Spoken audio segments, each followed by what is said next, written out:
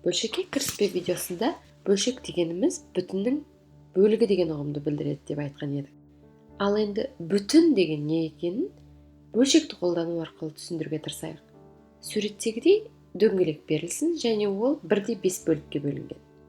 Демек, әрқайсысы 5-тен 1-ге тең 5 бөліктен тұрады. Басында дөңгелектің ешқай бөлігі боялмаған, яғни 0 бөлік боялған. 1 бөлігі боялған болса, біз 5-тен 1-ге тең 1 бөлік боялды дейміз. 2 боялса 5-тен 2, немесе 5-тен 1-ден 2 боялды дейміз.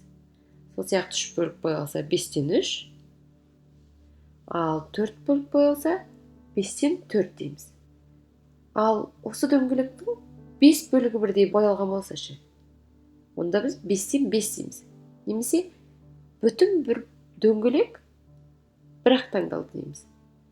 Яғни бүтін деп, бүтін затымыз қанша бөлікке бөлінген болса, сонша бөлігі таңдалған. Яғни барлық бөлігі таңдалған жағдайды айтамыз.